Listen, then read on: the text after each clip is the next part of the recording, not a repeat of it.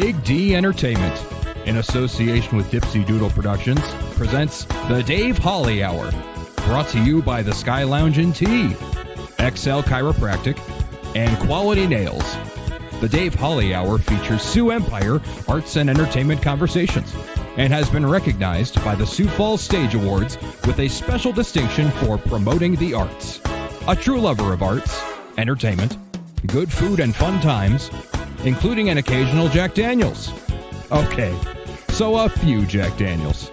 Here he is, Dave Holly.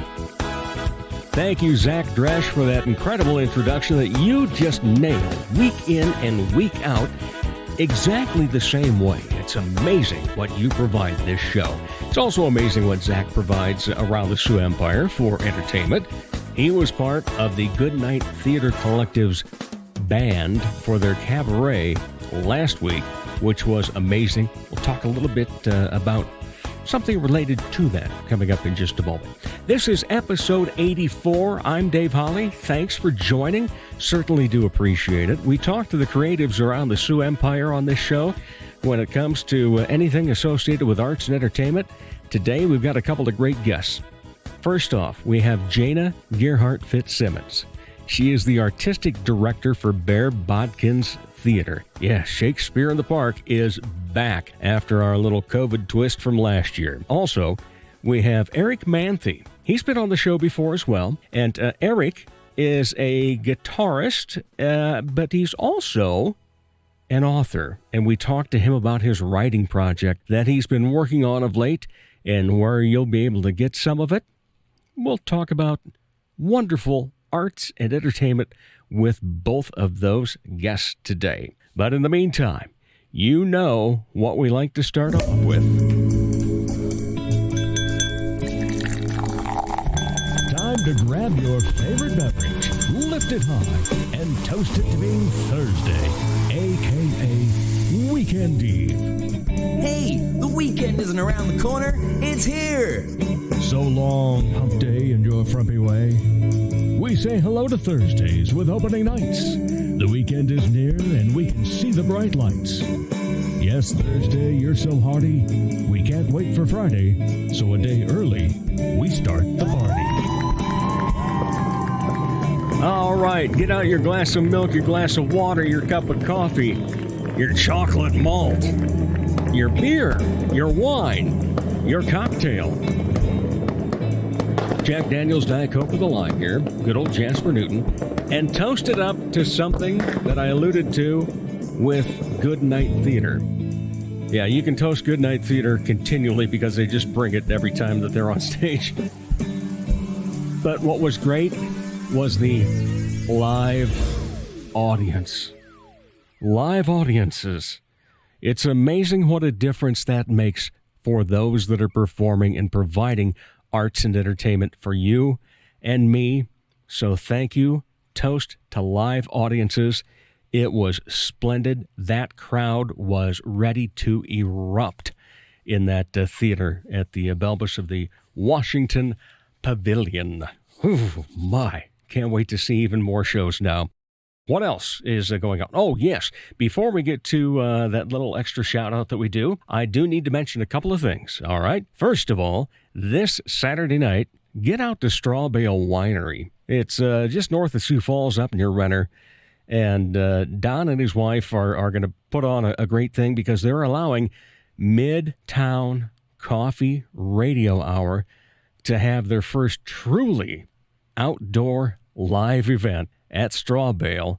So make sure you take that in Saturday night. We're actually going to get going around 5:30 with some pre-show music and so forth. The Stye Family Band's going to be there. Also, Nate Holtz, one of the great comedians from town, will be in attendance. He'll be on the show part as well as part of the pre-show. And our regular House Blend band will be playing during the pre-show. And that'll probably get underway about 6. So you want to, get out there about 5:30. Take your lawn chairs out there. Find your spot. Sit down and enjoy the pre-show music. And then the show will get underway at 7 o'clock. You'll be out of there just a little bit after 8 o'clock on Saturday night. That's this Saturday night. So make sure you take that in. Also, 1 week from today, Thursday, the 24th, Big D Entertainment is hosting a family-friendly show at the Archery Shack / Smoke Shack in Lenox, South Dakota. Showtime at 7:30. Tickets are $10 for adults. Ages 5 to 15 are $5. Under the age of 5 gets in free. Bring the whole family. Smoke Shack is the restaurant that's associated with the Archery Shack. They are going to have some specials that night, so make sure you make reservations so you can eat there, stay for the show then. And then that show price, that can be paid in cash or via Venmo at the venue.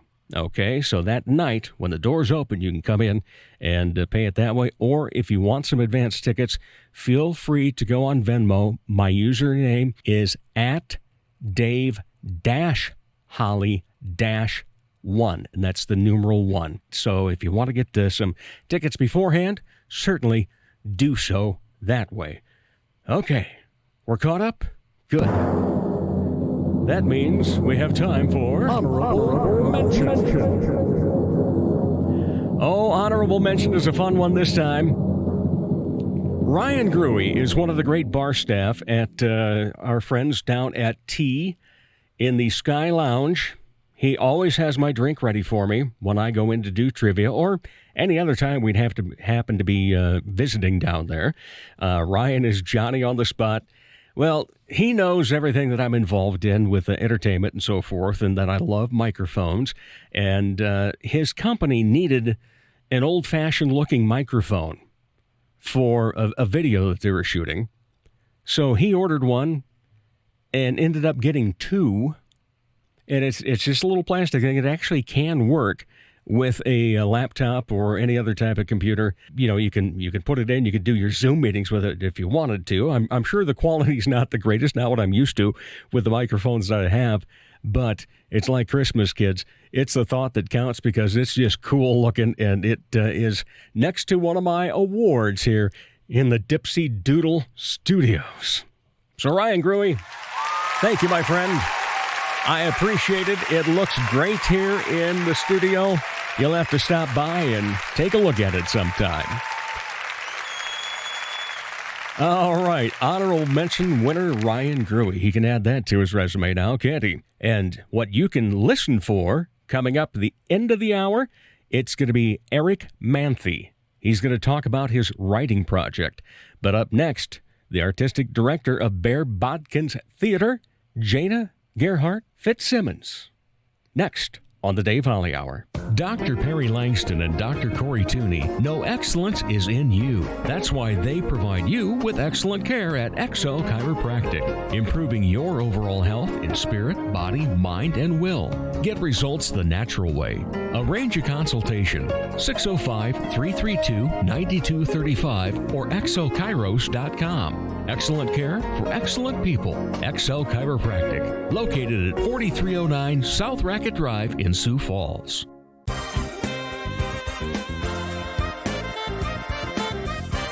With a passion for arts and entertainment, here again, Dave Holly.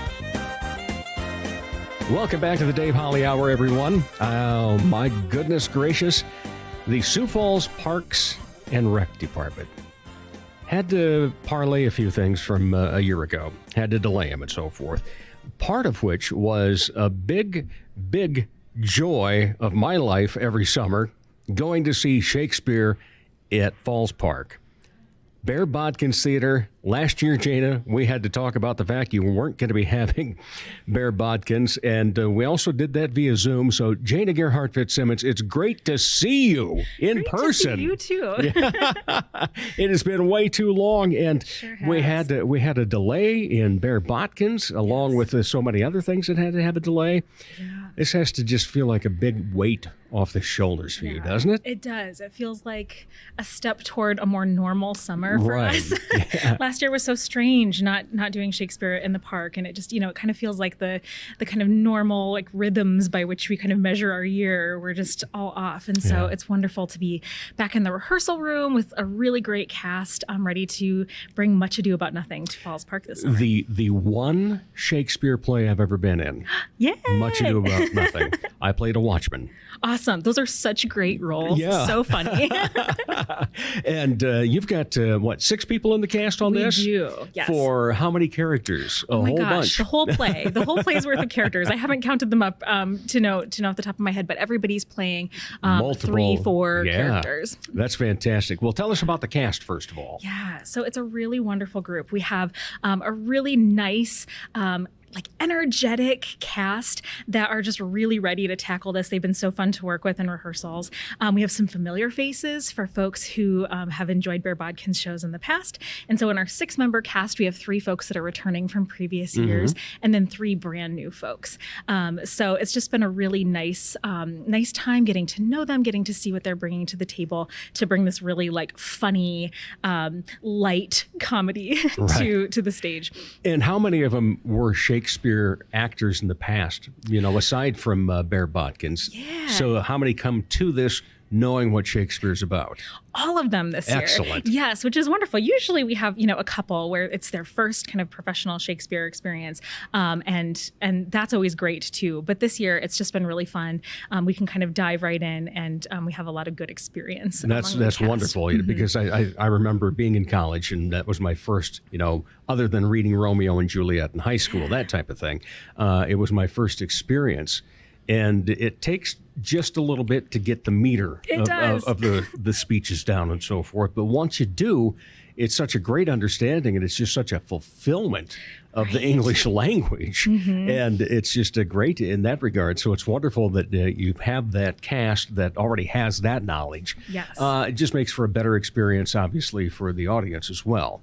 Well, and I think too, this is such a nice play. For folks who maybe this is their first time seeing a Shakespeare play, Much Ado About Nothing was the first Shakespeare play I ever saw. I saw the movie version. Right. And just really that was when Shakespeare really came alive for me as a kid. And so I think it's just a really nice, the comedy is just right there. It still makes perfect sense. It's still funny today. And it's just a nice story, and nice and light for, I think, these times that we really just kind of are ready to be back at the theater. We're ready to be enjoying and laughing again. So we're really looking forward to and that. that obviously is a great thing, getting back out and being at the remnants of the Queen Bee Mill. Are we going to have any restrictions? COVID-wise with getting back out? Yeah, what we're going to do, of course, we've been following the CDC guidelines, and also it's been really great that Actors Equity has put out guidelines so that we kind of have industry standard practices to follow. So we're doing that. Outdoors, we know that we're a little bit safer, which is really great. And so what we are planning on doing is limiting the capacity in the mill just a little bit. And then we are asking audience members to bring their own seating this year.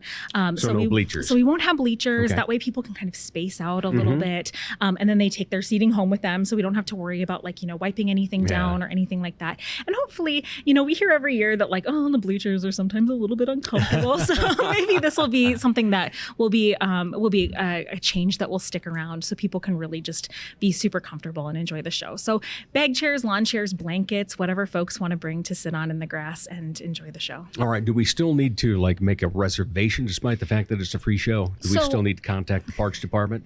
No, what you do is you just come to Falls Park. We start handing out our free tickets at 6:00. And so we'll have the amount of tickets that we have. Once they're gone, they're gone. Okay. But then we'll open the gates at around 6:30 for people to come, and we'll begin the show at 7. Awesome. Now, let's see, June 30th, Yes. July 1 through 3, and then the following weekend as well, correct? Yes, the 8th through the 11th. All the right. following weekend. And what can people expect for a Bear Bodkins production of a Shakespeare play? Yeah, so at Bear Bodkins, we really embrace what is called original practice style. So we really think a lot about how Shakespeare was produced in Shakespeare's own time. And so to that end, we use really minimal set and costume pieces. We are outside, of course, in our beautiful outdoor theater at the Queen Bee Mill in the ruins. It's one of the most beautiful places in Sioux Falls. And, just like Shakespeare, performed in an open air theater. So we kind of nod to that way. way. But really, a lot of what we do lets the audience really use their imagination. So our actors will wear contemporary clothes. Like we mentioned before, we have a small cast of actors that play all of the roles. And so they're switching characters. There's a lot of really fast switching in this show, as you probably remember. Right. There's a lot happening, especially at the end of the play. And so they use like kind of really quick costume shifts to do that. And we always think of our audience member as like the final actor of our acting troupe that we get to kind of welcome into the cast when we're performing. So there's some fun opportunities to kind of participate and be engaged, but it's just a really fun, kind of fast, free Shakespeare experience. And yeah, our show runs about an hour and a half, so no intermission. And Okay. I was going to ask that because I know that, Shakespeare plays in their original form can be quite lengthy. Yes. But I know that you take as a director and producer a liberty of being able to do a shorter version and so forth. Yeah. So what are the things that you concentrate on as director of this show with this cast that already has, pretty good background when it comes to Shakespeare? So what I always say is, of course, it's the summer. It's been a rough 18 months. We are excited to just have fun. That's what I always say. Our number one job is at Bear Bodkins is just to have as much fun as we possibly can and tell the story as clearly as we can to the audience. We want Shakespeare to be for everybody. And we know that sometimes there's that barrier. Oh my gosh, am I going to understand what's going to happen? Is this for me? And yes, we want to say, yes, it is. It's for anyone who wants to come and enjoy the show. So that's always kind of what we really focus on is just clarity and storytelling, making it a really fun experience. And of course, like as the director, when I'm thinking about what show we're going to do, I'm thinking about, of course, the people that kind of are maybe going to return to the cast who I've worked with before, things that might draw new actors to our company and to our production. And then I start kind of working with the script and doing my adaptation, which is one of my favorite steps, is that I really get to look and say, okay, here's where we can really focus on the plot, but I can also start to imagine what might be really exciting for actors to play. And that's how I start to configure the doubling. Okay, hey, if we have like the romantic lead also playing the villain, that's really fun. That like allows an actor to kind of stretch their wings. And so I kind of start thinking about that. And then once we have auditions and I have a cast in mind, then I go back and kind of tweak and make those decisions about, okay, hey, I know that this actor has this strength. It'd be fun to see them in this configuration of roles. So it's kind of like putting together a big puzzle. And then that is something that we kind of keep putting the pieces and kind of rearranging them until we get it just right in rehearsal. What kind of time consumption is that part then, your adaptation? It depends on how much experience I've had with the play. There are some plays that I can adapt really quickly. There are some that take a little bit longer. Interestingly, probably the fastest adaptation I did was Shakespeare's longest play, which is Hamlet, because it's so well constructed. It was really easy to kind of condense, because of course we're using all of Shakespeare's original language. I maintain the meter whenever we can. I'm just kind of taking out for length and clarity. And so yeah, that was the fastest adaptation I did. But usually I kind of think about like just to do the initial pass, it's about an hour an act, 5-act play. So yeah, but with plays that have a little bit more complicated elements, and Much Ado About Nothing is kind of like that because we have some kind of plot elements that are kind of messy and they need to all get tied up at the end. It takes a little bit longer. I can imagine so. What is the draw of Shakespeare? I mean, here's a playwright, author, poet, centuries ago that we still love and adore. Yeah. Why is that? I think part of it, of course, is that we know we're kind of tapping into something that is really elemental about kind of our human and literary and theater history. This is, Shakespeare's a big figure in our culture still today, hundreds of years later. And so I think there is still that draw to some of our kind of classical roots, if we can call them that. And also I think, to touch back on what you were saying, there's just this really gratifying element of seeing Shakespeare performed well in a way that really illuminates the story, because it feels like you're being invited in. It's exciting, right? To get the text and go, oh my gosh, yes, I understand what's happening. And it's this maybe older style of speaking, but the stories are so alive. And there's things about these plays that are still really touching or really funny or really like pressing to our current moment. And so I think there's so much to discover in Shakespeare's text that makes it really exciting to see performed today. So you said Much Ado was the first Shakespeare that you saw and on film. And by the way, is this or is this not the most in terms of a play of Shakespeare's being made into a movie? There's been more movies of this than any other one of his plays? I would have to go back to that. I don't know. There have been some film adaptations, especially recently. We've had a couple. But yeah, I don't know which one is the most frequently. I was just thinking it might be, more for somebody maybe wanting to experience Shakespeare for the first time. Yeah. They maybe at least have heard about Much Ado About Nothing because of the film industry. A little more name recognition. Maybe even seen one of them at some point, caught it on cable or something. So what's your favorite Shakespeare? Oh, that's such a tough the one you're producing at the moment? that is always true because I'm so embedded in it, and it's something that is just kind of occupying my thoughts all the time. And so and this is obviously one of my very favorites. So I'm really excited to do this one again. But I would say I really like the tragedies. I like kind of the creepy stuff. So Macbeth is probably my favorite of Shakespeare, just because there's so much happening. There's just a lot of really interesting elements that come together. So I like the creepy stuff. So we'll say Macbeth. But yeah, I think that there's just a lot across his whole canon to just love. So it's hard to pick a favorite, but I guess I just kind of did. So all right, well, we'll let you go with that one. It's a good one, and that's another recognizable. Yes. Well, I guess maybe Romeo and Juliet might be the most well-known of everything. Maybe the most read. Probably. And I think that's a lot of high school literature, maybe sophomore, junior year, something along that line. All right, so we're going to be back outside. It's going to be great, and we're praying and knocking on wood and everything else, and Mother Nature will provide decent weather for it. Yes. So are there any contingency plans if you end up with a few shows rained out? The Parks and Rec department is super supportive, and they are the ones who if we need to cancel a show, they'll kind of make that call due to weather. We don't reschedule our shows just because our actors have really tight schedules this summer. But yeah, we well, oftentimes, if we have a show that, for example, gets interrupted by rain, as people are leaving, and we'll say, okay, come back at this time tomorrow, and then you can catch the ending. Or sometimes we'll try and speed up the show or kind of jump to the end, so that they get kind of a more full effect. But yeah, we always hope for really good weather, and hopefully it'll cool off a little bit. We've been a little bit warm the past few weeks, no doubt about that. Anyway, tell us about the backstory of Bear Bodkins and kind of go through the history of this theater company. So Bear Bodkins was founded in 1997 by Ivan and Vicki Fuller, and they were interested in this style of Shakespeare and bringing it to Sioux Falls.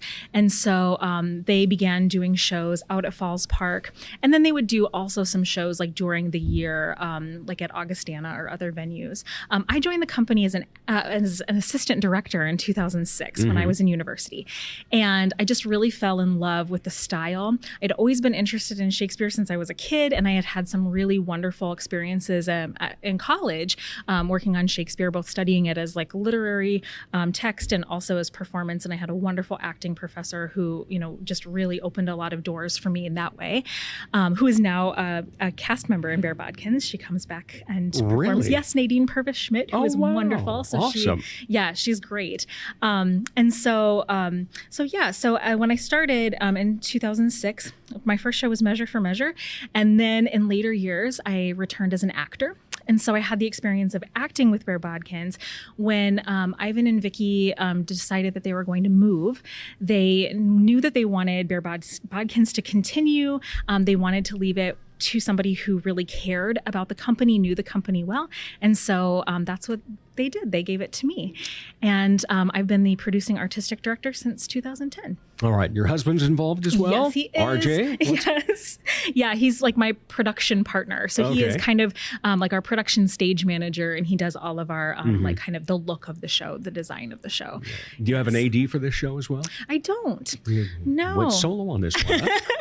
Yeah, and in the past couple of years, we just kept it really small, and that's kind of part of the delight of Bear Bodkins, and kind of another way we nod to how Shakespeare would have been performed in his own time is that we have this small company of people. We all get together. We're at rehearsal together every night, and we build the show together. So you've got a cast that is well adapted to Shakespeare. What do you look for, though, when you're casting a part? And what do you look for in auditions that says, yes, they've got to be in this show? Yeah. Well, this year we did auditions a little bit differently. We did everything remotely. So we had video auditions. We had more people audition this year than maybe ever. Well, that's fantastic. Yes, from all over the place. And so I had a lot of decisions to make when I was casting this year. But this year and every year, the biggest thing that I look for is versatility. Because like we've been talking about, the actors need to play multiple roles and be able to show different characterizations at, the drop of a hat. It's really, really important that they be able to really express different characters with their whole physicality and their voice. And so when I have auditions, I'm usually asking actors to bring a couple of pieces that really show how they can transform from character to character.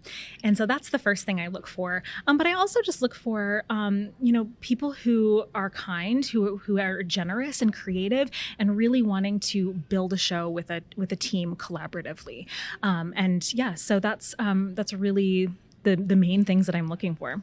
So what number show will this be for Bear Bodkins? This will be our 24th season. 24th. Excellent. Yes. And how many different cast members have there been throughout?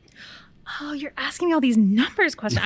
I should have really gone back and counted. Many. Yeah, I was just saying. Depending on the show. I mean, since I've become the artistic director, I've really focused on that element of original practice of the small cast. When Ivan and Vicky were directing the shows, sometimes the casts were a little larger.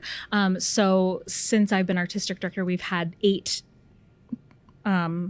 7, or 6 people in the cast every year. So yeah, whatever that would be. But yeah, but we should mention that this is it's kind of a great way to segue from your regular job during the rest of the year as a professor at Augustana University and working in the theater department. How has that gone over this past year with the pandemic? There's been so much to adapt to, so much to read and research and try to get a handle on as we've tried to produce shows as safely as possible. That was always our goal in all of this. When we were interrupted by the pandemic, I think that, talking with you last year, I maybe shared with you that we were in progress of Shakespeare's The Tempest. That was the show that got kind of disrupted. And so obviously the spring of 2020, we didn't do any theater. We were just really focusing on getting our students through and, making our classes work as we transitioned into this, kind of new world of online education. And so having the summer last year to really prepare for the school year was important because there was a lot of change. And we really wanted to focus on safety in all things. And so to that end, Augustana did the vast majority of our production work online. So it was a lot of Zoom stuff. We did a Zoom production of A Midsummer Night's Dream that was really fun and really creatively put together. I'm really proud of what our team was able to do as we just ventured into the kind of this new world of online entertainment. And then, we did a series of readings. We did some things that kind of allowed folks to participate from all over the world sometimes, which was really cool. And then the last show of the season we did, we were able to do in person with a really small invited audience. So it's been a whirlwind and a lot of things that I never anticipated I would have to learn how to do. I've learned how to do this year. So and I really credit the students who were just really, they had wonderful attitudes. They just wanted to jump in and they wanted to do theater, whatever that meant. And so for us, it meant a lot of things that we were doing when we were in our own spaces and through a screen. But I think that everybody is really excited that, with news of the vaccine and, all of these, reasons that we can be hopeful, returning to in-person performance is going to just feel like such a gift. What do you think it's going to be like for the actors? Are they going to have to step it up? Or do you think that because of doing Zoom type of work, that they're just ready to go and that it's automatically going to be ramped up?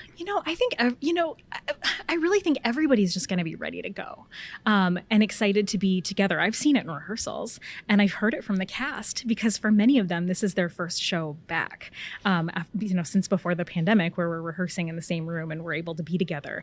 And so that's just like really giving a lot of nice energy to our rehearsals, because we're all excited. My gosh, our first read through, I was like getting a little misty. I was sort of tearing up because I was like, it's so wonderful, to be sitting around a table with people, and have that really, that kind of face-to-face connection that just brings so many nuanced things that we don't always get through a screen. But I do think that, especially the members of the cast who are my students, which are a few of them, they have cultivated skills this year that is only going to make their performance stronger. And they want to be performing in front of an audience. So. All right. Well, we look forward to Bear Bodkins being back in Falls Park at the Queen Bee Mill Remnants, is what I like to call them.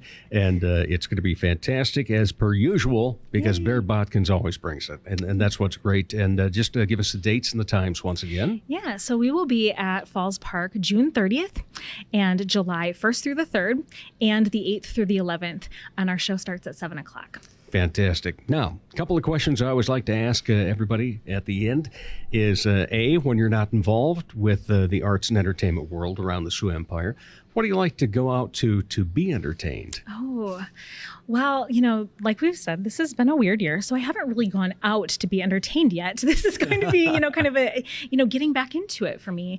But of course, I'm really interested in things like that Headlights Theater doing, that like Midtown coffee hour doing, like just really some neat stuff that is kind of mixing formats in interesting ways. And then, something that I think is really great that I've enjoyed throughout the pandemic is what like the Siouxland libraries offer and different programs that they are doing. And so they have a really cool summer reading program. So there's just lots going on, and even for someone like me who's kind of getting back into going out slowly, there's lots to do. Oh, and I'm really excited also for Footloose at the community theater. That's going to be a blast. And I think, Alex Weiland at the helm is just going to make for a really, really excellent theater experience. All right. So any other hobbies besides arts and entertainment? I really enjoy spending time with my dogs. I have wonderful dogs. And so, we spend a lot of time outdoors and playing with them and walking them. So that's been really nice, especially throughout the pandemic, to have their company. I'm a big reader. And so that's been occupying a lot of my time as well. But yeah, there's always lots on my to-read list. All right. Well, fantastic. Jana Gerhardt Fitzsimmons with Bear Bodkins Theater. Thank you so much. Appreciate the time. And like I said, great to see you in person. Yay, so good to see you. Thank you for having me. Anytime. And we'll be back with more of the Dave Holly Hour in just a moment. Sure, they have darts, and you've heard me talk about how ruggedly handsome the trivia host is, but all caps fun never stops at the Sky Lounge and Tea. And fun is best had with your friends enjoying live entertainment, as in live and local. Yeah, the Sky Lounge believes in giving you the best bands, solo artists, and comedians from the area. The Neo Johnsons, Elizabeth Hunstead, Skylar Volks, as well as many others. And a great staff will make sure you enjoy your fun at the Sky Lounge in Tea, South Dakota.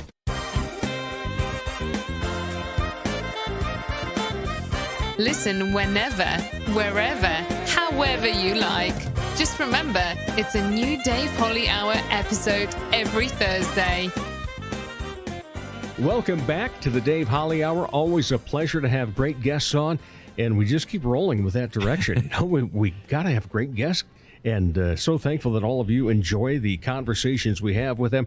I'm looking forward to this one. Interviewed him a while back. It's been a few months. He was part of a band that was on the show, but now he's he's not become a writer. He's been a writer the whole time. It's just that he's got a great project that he's been working on. We're going to talk about that with him first, and then we'll talk about him also being a music teacher. Eric Manthe, how are you? Not too bad, Dave. How are you? Wonderful. Great to have you along again. I appreciate you having me. I tell you what, I keep up with you on social media. Not so much Facebook, but definitely on the gram, as they say. On the gram is what they're calling it now. Yes. On the gram. So I probably just aged myself. On the Instagram. Well, no, I still say, oh, I'm picking up what you're laying down. So that's like what? How many phrases ago? Hey, sometimes certain vernacular is timeless, right? That's true. But anyway, so I've been following you on Instagram, and tell us about this project that you started. It is called AM20. AM, your initials, because you're an Eric with an A. Yes. And what's the 20 part? Yeah. So I guess to kind of summarize it, this story's been a long time coming for me. I've always been obviously a writer and a musician, and kind of been very fascinated in the different aspects of like a multimedia project. You name the artist, like a Daft Punk or the Gorillaz, or honestly even like a Pink Floyd. And back in the day when they did The Wall and all the music videos for it, I always loved the aesthetic of a really well produced, really ambitious musical project, combined with some sort of really cool, aesthetically pleasing music video or movie, or even like a storyline.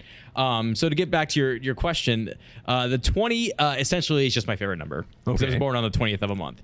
Yes, another Sagittarius, if I believe, correct? Yes, I am. Yeah. Okay. Absolutely. So this project, I've been working on it for many years. It's had a few different iterations over time. And again, it's always been a project I've wanted to pursue. The biggest thing was just trying to figure out, how do I build the universe, as I say? How do I expand upon a basic plot line and make it go, not just for 1 year, but for several, and really make it its own world? And to me, it ultimately kind of came back to like my upbringing and some of my influences as a kid. For example, which we'll touch on more in a bit, my family hosted exchange students from Japan. Okay. For a number of years. So where I grew up, the local university would always bring in, I would say probably 24 exchange students from Japan. They usually came right from, I believe it's Tamagawa University, so right in Tokyo, that they would bring these kids from. And you can imagine them, coming all the way across the country, or across the world, to the middle of the country, probably thinking like, oh, they're going to go from, Tokyo to Chicago or New York, and they ended up in the middle of nowhere. But it was a great experience, because not only did it immerse me in an Eastern culture from a young age, but then I also realized, just looking back from adolescence, a lot of what I watched and was influenced by as a kid came from Japan as well. A lot of the TV shows I watched and some of the music, ironically, came from there around the same time.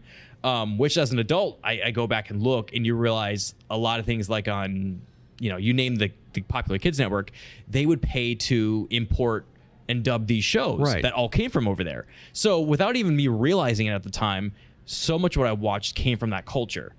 So again, going back to writing the story, to me, it was really just trying to find a really honest place where I could write from.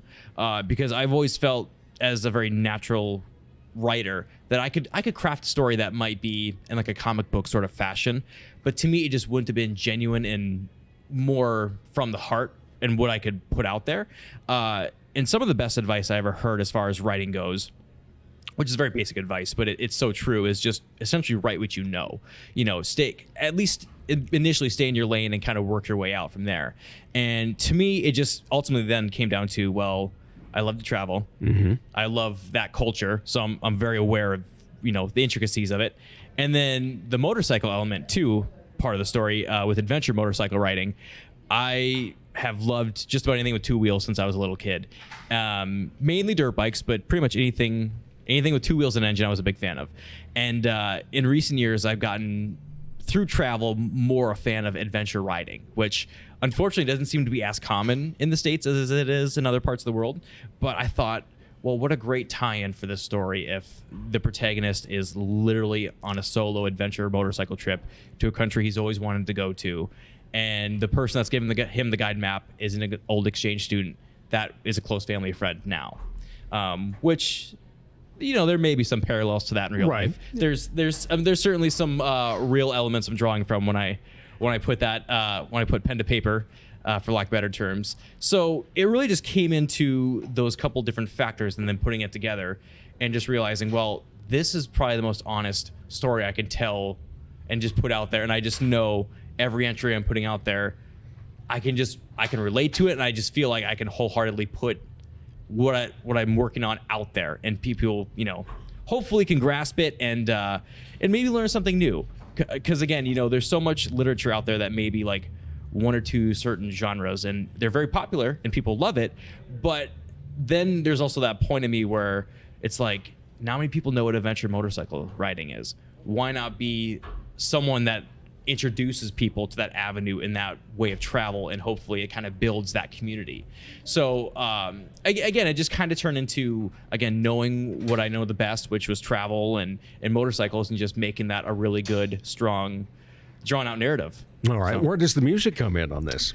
The music, that's coming very soon, Dave. Okay. Yes. I will say at this point, from the start of this year until now, it's just been the literary portion of this project. I will update and say right now, though, that come July 1st, I will be launching a website that will basically house everything with the project. Okay. So basically every entry from the story so far will be found there by chapter. So if you're someone that's like just kind of getting into the story last minute, and you know, you go to my Facebook page and you're like, oh man, there's so many different entries in here, I don't know where to go with these albums, which I will admit it's looking a little cluttered. But the website will all be listed by entry and even, you know, chapter. So it should be super easy and streamlined and read like a blog essentially. But when I launch that, I will also, that's when I'll be adding more of the musical elements as well. So, all right. So AM20, the Japan Journals. Yes. Okay. So Yes. Tell us a little bit more about the protagonist. Yeah. His name's Aiden. Haven't not really disclosed the last name just yet, with the exception of the prologue. But first name's Aiden, and his last name's Mugen, which again, for motorcycle fans, might get that Easter egg. It's a reference to not necessarily an old motorcycle brand, but it's like an offshoot of a major manufacturer, and they're kind of known for like, I don't want to say like the supercharger version of like, you know, they're kind of known as that race team that really supercharges that manufacturer's bike. So anyways, his last name's kind of an homage to that brand. But it also has his same initials. Yes, which happens to work out. Yeah. So the 20 portion of it for the story, that will be coming in a later entry. So again, it's still kind of unfolding in this process. The story itself, again, to outline, on average, there's 7 entries a month, and basically I'll be writing this every month all of 2021. So this, as I like to call year one of the story, will not be told until the end of this year, so probably around Christmas time. Basically the long-term vision of the story is to essentially branch it out to a point where it's almost equivalent to a manga, like a Japanese written, well, it's kind of their version of a comic essentially, but I like the idea of having more of a serialized story that can just keep going on and on like that, and keeping a cohesive story that just can keep branching out. So I kind of refer to the Japan Journals as like the year one of AM20. Eventually he will go other places and do other things. Because I'm sure when I post this, a lot of people are like, man, you really like posting about this place. And that was just the strategy. I just committed at the beginning of the year when I started the project that I was going to do on average 7 entries a month for each month for the entire year of 2021. So that's why it's kind of playing itself out like it is.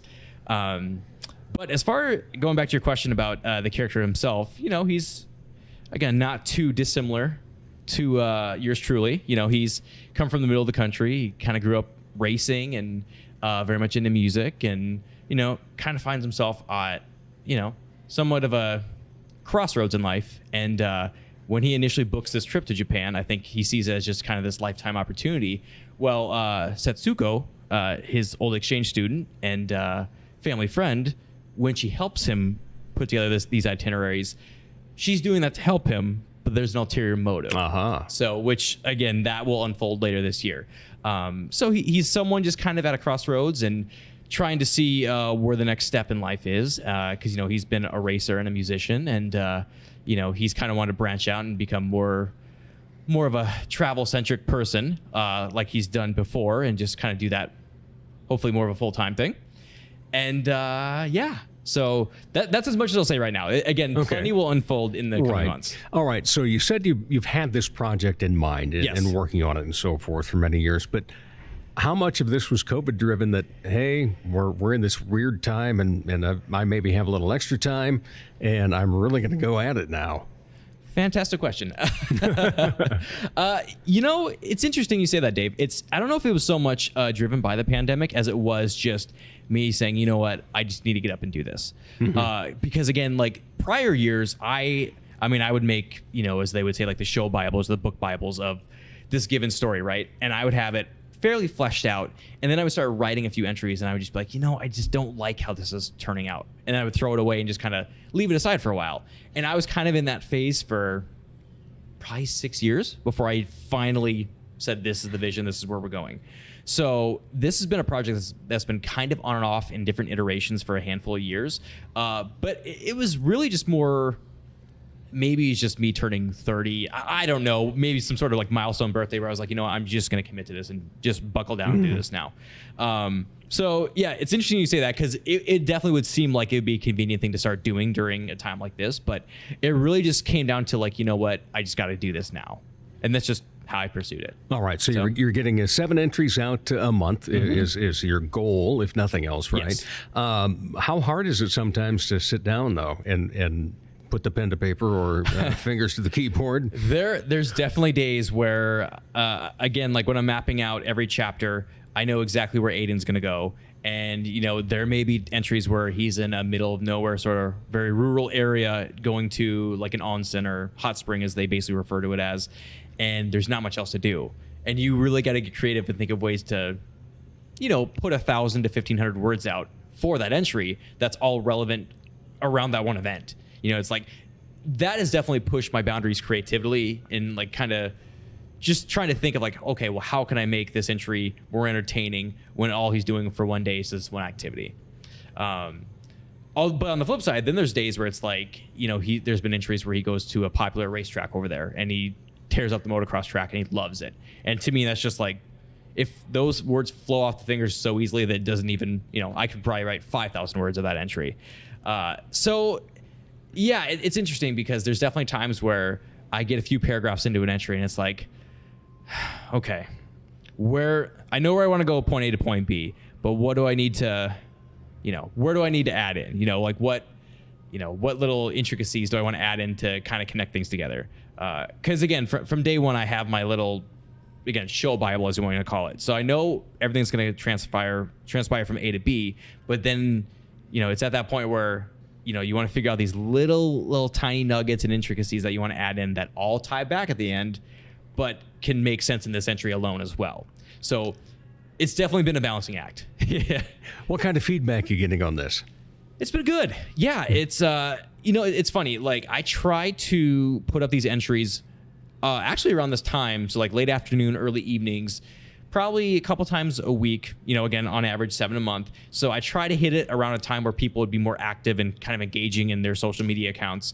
Now, having said that, there's been times where it's like I post something like 1:30 in the morning, or like 8 p.m. I'm like, oh crap, what am I doing? This is a horrible time to post it. But again, it's just more back to that mindset of like, I just got to do this. I got to make it happen. So majority of the time I do post around this time of the day, but there have been times where it's like 8:30, I'm getting it done and I'm editing and it's like, I'm just going to put it out. So but I try to be consistent with it. But what type of response? What are people writing into you with, and so forth? Been very good. Yeah, it's it's been an overall a pretty good response. I think, if anything, I think people have been surprised that I've been able to go like this far in depth with a story like this. I think when I started writing it, they just assumed like, oh, okay, it's maybe a couple chapters and, you might get a chapter here and then a few months later, there's another chapter. I don't know if people realize like the frequency that I was going to be writing these at. So I think it's, for some people's timelines, it's maybe just become commonplace reading for their evenings. And then other people, it's just been kind of like, when they see it, it's like, oh, this is awesome. We're really enjoying this. So overall, it's actually been pretty good. More than anything, I'm hoping that people are kind of taking it in and just realizing like, oh, well, I've never really considered going to this place before, and this adventure motorcycle idea, like what is this about? Maybe I'll do a little bit of Google Magic and see what's this about. That's kind of hopefully provoking some thoughts with that. But the feedback itself overall has been very good. Excellent. Yeah. Now, what are people going to find when the website comes out and you've got more added on, besides the text of the story? Is it going to be kind of interactive and so forth, or what's going to take place? Yeah. So it won't be as much interactive as, for example, it'll be more, at least musically speaking, in the story, like I've had an entry every chapter where he's referencing having to write a song or a melody for Setsuko, the friend, because that's part of the deal that she would make the itinerary for him and help him out. But in exchange, he would have to find time to write her a song or do something creative to send to her. So the idea with that is once I add in the songs, each song will go with a chapter. Okay. So obviously, by the end of the year, there will be 12 songs to accompany each chapter. And again, it just goes back to the idea of having somewhat of a soundtrack to the reading experience as well. So that will be the main portion of the musical element. And then there's just going to be another section where, it's probably just going to be like a blog setup where I post fitness related things because I'm a very active, fit person. I'll do fitness related things. I'll do travel related things and kind of branch out that way. Yeah. And again, like tying back to the interest, I mean, I've just been someone that's always been very active and wanted to go different places. And, before the pandemic, like on average about once a year, I was going somewhere new, whether it was another country or like, another part of this country or whatever. Like I was very active in just finding places to go see and do. And, and there's part of me that I think ultimately with a project like this, I would love to take some inspiration from the late Anthony Bourdain and have shades of what he did for food. And I can hopefully eventually be in a place in life at some point where I can be almost like a musical or written literary equivalent of what he did for food. Because I've always been a fan of how he was so avant-garde and how he just like traveled and just went about his business, and it didn't matter where he was in the world, he was just going to be the same Tony Bourdain. He wasn't going to get rattled by anyone. He wasn't going to change who he was, but he was going to take in every little thing from a different culture he went to and apply it to his life, And I always appreciated and admired that aspect of how he traveled. So I would say like the final portion of the site will be more travel related posts and things of that nature, because again, people like that were hugely inspirational in me doing my own travels, and then oddly enough kind of working my way to this story, which is obviously travel related. So yeah, it'll be a mix of the story with a bit of a soundtrack to go with it, and then some other like travel and fitness blog type content. Where's your favorite place you've ever visited? My favorite place? I mean, obviously Japan. It's probably has been the favorite.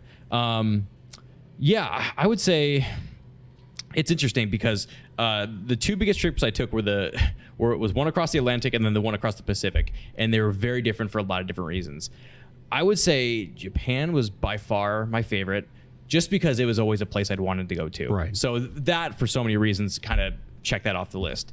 And then obviously I knew people over there, so that was nice to see them. But something about the energy of being in Asia was just so different than like when I went to Europe years ago. I feel like, when Americans travel internationally, if you're not going to like Mexico or somewhere in the Caribbean, you may occasionally at some point go to somewhere in Europe, in, UK, mainland Europe, wherever, and there's these certain tropes that you're used to when you travel, I think, to Western countries. Whereas when you go to Asia, there's just a vibrance and just a pace that I haven't really found in many other cities I've been to. Tokyo, I think, is definitely the most exaggerated, just because people imagine like the neon lights and just the mass amount of people leaving the subway stations and getting pushed into a subway station, into a subway, which did happen to me once. That was surreal. I got a video of waiting at that station one morning, and I saw the guard come up to push people in, and I just figured, well, I'll just wait for the next one. Well, the next one didn't come. So I was soon to be pushed in with that same group of people. But there was just a different energy with visiting cities like that. Because, Tokyo was great. And then in that same trip, I also went to South Korea for a few days. So going to Seoul was fascinating. One thing I didn't really grasp until I landed there was just how much, in a way, the security is different in South Korea. For example, Google Maps doesn't really exist over there. mainly because they don't want North Korea getting access to understand. satellite access and things like that. So, for example, when I was there, I had to download an app called Naver Maps, which was their version of Google Maps. So when it came to navigation or just searching something, your normal things to use weren't available. So you had to be really creative and know and plan ahead of time that, like, hey, I'm gonna need to use this app and this app to get around because I can't rely on the same old apps I've used before. So that was very fascinating just because it was a very lively city, but it was so close to, this unthinkable dictatorship that, we can't imagine living in, or even existing nowadays, and it was basically Sioux Falls to Brookings Drive away from Seoul. Wow. So it was so fascinating because I'll never forget the first night I was there. Shout out to Airbnb experiences, by the way, because I did one of these experiences the first night I was in Seoul. It was an event where you went as a group to do authentic Korean barbecue, and then you would go out for a drink afterwards. But it was during that night when the other guests and I were, doing our thing and having fun that I kind of realized in the back of my head, like, well, any minute this place could be gone. Wow. And so the things that you contemplate when there's just these little things you do realize when you're in other places of the world where it's like, well, you're not in the bubble that you're used to living in, and you really have to immerse yourself in the culture that you are in. And how do you immerse yourself and try to be the best person you can be and be as friendly as you can be while not taking anything away from your personality? That's been the biggest thing I've come across, especially in that experience where, for example, that Airbnb experience that I did, there was probably 8 foreigners in that group. I was the only American. Incredible. And that has happened to me a few times before. So you learn very quickly in those social situations, you don't rely on a certain stereotype, or there's just certain ways I think you got to conduct yourself in a setting where you don't take away from your personality, but you just have to be more aware of your surroundings and aware that, like, read the room. Yeah, exactly. And not everything is going to be like we're used to here. I mean, not to say that, like South Korea doesn't have amazing freedoms. They do for the most part. But there's just different cultural norms in a lot of places in the world, even in other Western countries too, that just aren't as commonplace here. So it's, again, like you said, that's a great way to put it. Like, really being able to read the room and understanding, like, what's the pulse of this surrounding, and how can I be the best Eric, and even in a way the best American I can be without giving them a bad stereotype. Because I have come across that quite a bit in the years too, is how can I be myself and enjoy meeting these other people without being that American, So it's been very fascinating. I've been fortunate to travel to quite a few places, and each place kind of has a certain memory or a certain lesson I've learned from it. But I would say for sure Japan. I mean, with the story being obvious, that connection, that was probably the favorite for a lot of reasons. But like I said, like South Korea was very fascinating. Norway was very cool, just because I'm part Norwegian. I mean, I think the name gives it away with the A spelling. It's about as obvious, about as subtle as a punch in the mouth, right? Where would you like to travel that you haven't been? Ooh, gosh, I mean, Australia is always high on the list. I've never been to Australia yet, which is funny because my best friend, he and his brother went there a few years ago, and when he came back, I couldn't wait to ask him about that place, because it seems like wherever you go in the world, you're always going to meet a handful of Australians. And not to be stereotypical, but a lot of them are the same way in a great way. Right. They're very sociable, fun people to be around. And I couldn't wait to ask him, like, what did you think? How did you have fun? He's like, a beach is a beach. That's it? Pretty much, yes. So, yeah, so I always give him a hard time about that. But, yeah, I would say definitely Australia, New Zealand. I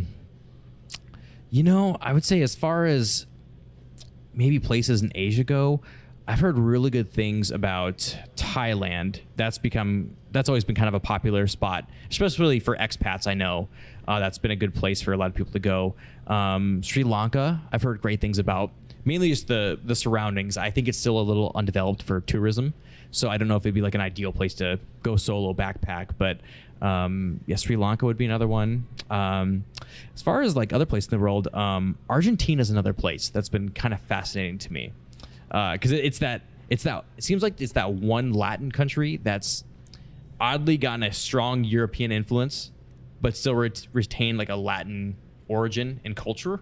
So I've always been fascinated in going to a place like Argentina, and I mean, obviously their food's amazing. So sampling more of like the actual, the steaks and the, you know, the basically the stuff the gauchos rope in for you, you know. So yeah, those would probably be a few places. I'm sure there's going to be more I'll think of, and then later I'll be like, oh, crap, why didn't I mention? Right, yeah. I wish I had said that, but yeah. So those would be a few. All right. Well, we're going to switch gears and Sure. go to your music teaching and, Sure. and so forth. How long you been doing that, and what do you teach in the music then? Yeah. So I actually started teaching. Interesting you say that. I think it was around 8 years ago this week. So I've been at this for 8 years now. My main instrument is guitar. I also do a little bit of bass guitar and then also music production. Excuse me. So those are my like main three areas of expertise: guitar, bass guitar, and music production. Started a little over 8 years ago, and primarily it's just been in one-on-one lessons, and it's been going pretty well. What ages do you work with? You know what? It's really run the gamut. The youngest is 4. The oldest was 62. Wow. Yeah. A beginner, 62? Yes. Incredible. Yeah. That's very cool. But, you know, Yep. I can't say anything because just a week ago, at the age of 58, I took my first voice lesson. Well, there you go. Yeah. Awesome. Yeah. It's been a very interesting process because when I started out, it was more of a focused age range. It was, you know, on average like 10 to 13 years old kind of thing. And then as the years have gone on, it's kind of branched out to older, and then of course even some younger folks. And you know, I find regardless of the age, to me the biggest thing I take away from the lessons I teach, and that I always try to remind myself while I'm teaching, is you have to adapt to every single person regardless of the age, the race, the gender, whatever it is. I would say one little, I wouldn't necessarily say a gripe, but one thing I have noticed with your traditional educators, especially in the years that I've been doing this, is there seems to be a very rigid, cut and dry system of you do this at this time, and that's just what it is. If I fail you, I fail you. I don't care. There seems to be that sort of mindset and philosophy with a lot of your like more traditional methods of teaching, and I've kind of found, well, you know, every single person has taken a different path in life, right? Everyone's kind of gone up and grown up differently, and you need to reflect that in how you're teaching them. So to me, it's really big that you get to know the person you're teaching and try to figure out, like, you know, not only their personality, but like what are some of the interests that they're in and some of the things that they want to pursue in life and things like that you can kind of intertwine with what you're teaching them. Because I feel like if you're just saying, hey, we're going to do this today and I'm going to teach you that, but you don't have the personality and you're not making the connection with the person, it more likely than not is going to go over their head. Whereas at least if you get to know them and you can understand like how to get that information to them, that's the most important thing. So really, regardless of the age, to me, it's more just getting to know the person and understanding how they tick. And then from there, it's a lot easier to just kind of pivot and say, okay, well, these levels 1 through 5, I'm doing with everyone else, but this is how we're going to approach it because you're a little bit different than this person over here. And that's totally fine. So ultimately, it's just come down to getting to know the person and understanding like, well, where are they going to be able to grasp this material the best? And what are their goals? What do they want to get out of it? I'm assuming the 4-year-old and the 62-year-old don't have the same goals. Absolutely the same. No. Yeah, very different. Yeah, it's basically just been a mix of people that, you know, always wanted to learn and this is the time to do it. And then there's been other people where it's like the parents are making them. Right. So you run the gamut and you get a little bit of everything. But ultimately, that's kind of been the golden rule that I've taken in the 8 years of doing this is you just have to be more sociable and get to know the person and kind of build up. I call it like social currency. And I don't mean it in like a way of like, oh, you're just like, you know, you're getting to know the people and, you know, like, hey, I get to know you, like I make money. It's not so much like in that term. It's more like, hey, you know, if I could accumulate like a currency with you and we get to know each other a little bit better, like that just that enriches the experience and the relationship I have with you. So like I've always thought of it in kind of like that term of phrase, you know, like, you know, you kind of have to start by just investing small with that person, and then hopefully as you get to know them, like you get more of an investment, and then they themselves get more invested in the instrument itself. So that's always how I approached it. Accepting new clients? Yes, certainly. Okay. And Yep. how do people go about getting in touch with you to have a lesson? Yes. So my place of work is called Up Tempo Music Lessons. You can find us on our website, uptempomusiclessons.com. Also, you could reach out to me through one of my social media sites, or my boss's, Andrew Rogers. His last name is spelled Rogers. You could reach out to him as well. But I would say uptempomusiclessons.com would be the best avenue to reach out. All right, fantastic. And then what's the website name for AM20? What are we going to have there? I don't know if I want to give that away just yet. Oh, my. I might save that for July 1st. Mr. Okay. Dave. Well, Yes. we'll let you save it for July 1st, but that's when we can expect it. Yes, All July right. 1st, it will be up. Yep. Fantastic. AM20, the Japan Journals. Yes. Eric Manthe, thank you so much. Thank you, Dave. I your appreciate time. it. All right. We'll be back to wrap up the Dave Holly Hour in just a moment. Ladies, when it's time to give your nails some love, get that extra special treatment from Quality Nails on South Minnesota Avenue in Sioux Falls. Manicures and pedicures that look great and make you feel fantastic. Zaya and Tony provide professional care for your hands and feet, whether you just want the basics or an extra special look with added flair. Oh, and guys, it's okay to treat yourself too. Quality Nails. Call for an appointment. 605-334-1463. From the Dipsy Doodle Studios at the world headquarters of Big D Entertainment, a 40-square-foot home studio in the middle of America, it's Dave Holly. Thanks again. Appreciate all of you listening, no matter how you do it, whether it's via Apple or Spotify, Amazon Music, Pandora, you listen on podcast. Certainly do appreciate it. Thanks as well for all the shares, the likes on social media, Facebook, Instagram, and Twitter. Don't forget, take a look at DaveHollyHour.com or DaveHolly.com if you're looking for other things that I do in the entertainment biz. And you can find stuff on there, take a peek around, look at some pictures, etc., and just have a good old fun time. In the meantime, thanks once again, of course, to our great guest today, Jana Gerhardt Fitzsimmons, Artistic Director for Baird Botkin. So excited that Shakespeare will be back in the park this year here in Sioux Falls. And then to Eric Manthe, what a great job he's doing on that writing project. Plus, pretty talented guitarist. If you need somebody to get some guitar lessons, look him up.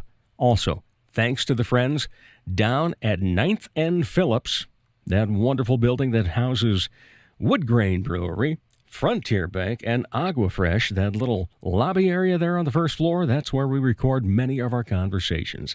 So thank you to them. Don't forget, Saturday night, 5:30, 6 o'clock, come on out. Show starts. We'll have pre-show music at 6 for Midtown Coffee Radio Hour, and then a live show at 7 o'clock out at Straw Bale Winery near Renner. Hope to see you there. Plus, one other thing. Tonight, going to Footloose, Sioux Empire Community Theater. Once again, the weekend is going to be full. For yours truly. I'm Dave Holly, and for me, every day is a holiday. The Dave Holly Hour has been brought to you by the Sky Lounge & Tea, XL Chiropractic, and Quality Nails. If you would like to contribute to the continued success of this podcast, go to DaveHollyHour.com. At the bottom of the front page is the additional link section. Click on the orange button, Dave Holly on Linktree. You can order merchandise, become a Dave Holly Hour VIP, and make contributions to the show. The Dave Holly Hour is produced in the Dipsy Doodle Studios by Big D Entertainment. Thanks for listening.